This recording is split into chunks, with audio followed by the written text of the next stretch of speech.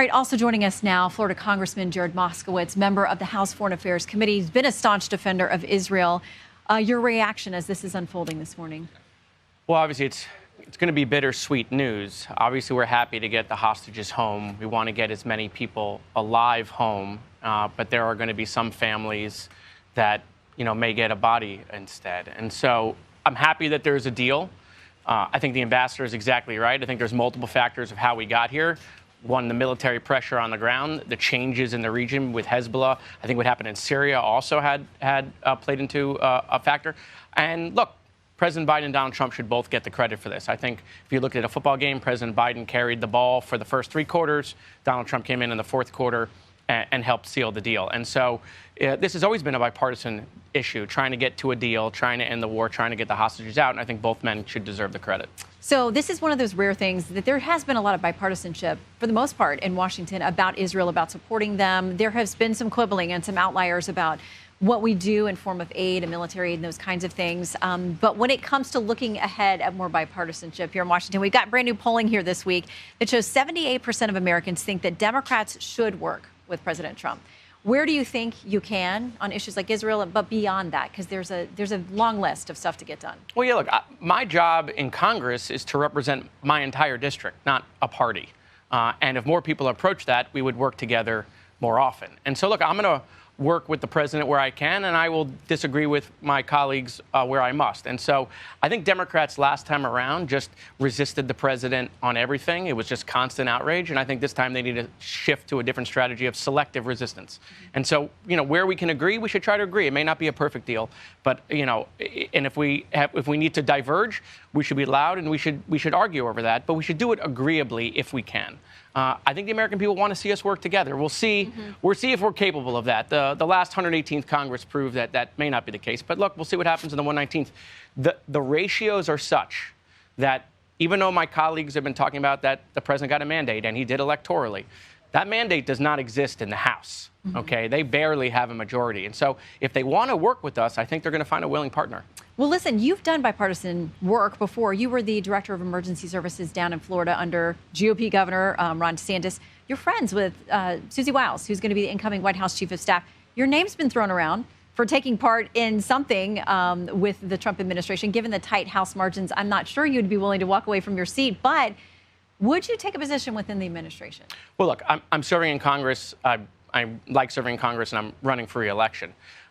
Susie Wiles, I got to work with her in the DeSantis administration. She's very capable. And what I've said is people should never underestimate her. Susie is very good. So maybe she could convince you?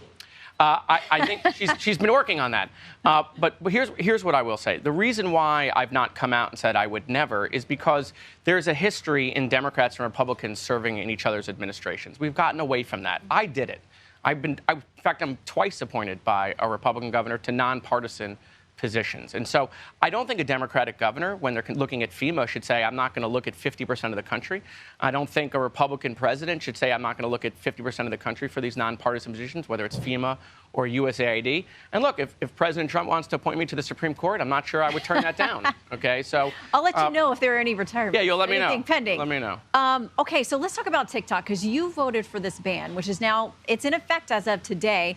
But news out this morning that President Trump not only is trying to pause this and potentially save it, there's a provision in the statute that would allow him to do that if there's significant progress on a deal, but also talking about allowing some measure to continue of Chinese ownership as long as there were firewalls in place. I'm not sure the statute allows that. What's your reaction? Well, look, I voted for the sale, right? I mean, the whole idea was hopefully save TikTok. Yeah, the save TikTok. The whole idea would have been that the Chinese Communist Party would go out and make billions of dollars and they would sell it to an American company. They decided not to do that. We should question why. Why didn't they want to do that? What is it with the algorithm that they don't want us to find out about? And if you look at the Supreme Court case, there's some issues there about whether they have access to iMessages, whether they have access to your contacts. I mean, there's some questions there. That's why there was a big bipartisan vote.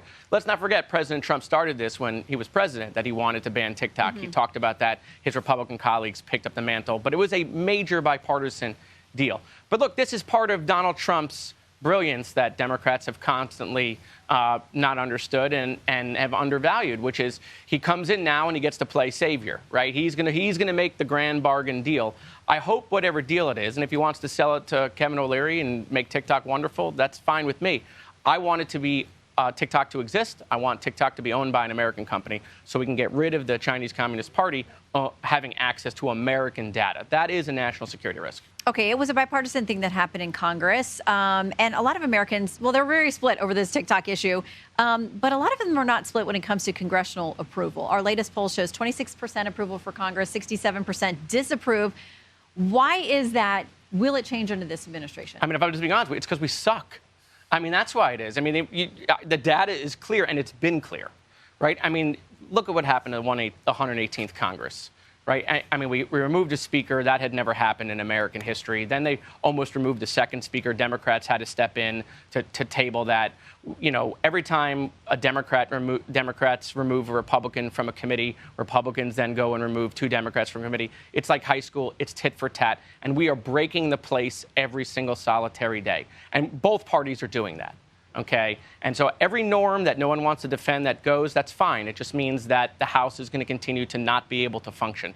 You want to know why we have all of this debt? It's because of Congress and the Senate, and the bipartisan work that we've been doing has got us to this debt. And so all of these problems we have are not going to be solved by one party. I have bad news for my Republican colleagues. They're not going to be able to do this. We're going to have to do this ourselves. So we dug this hole together. We're going to have to get out of it together. Okay. Well, we'll continue to track everything that's going on in the House. And if you decide to go to the Trump administration, let us know. I'm sure you'll report about it. Congressman, great to have you. Thanks for coming in.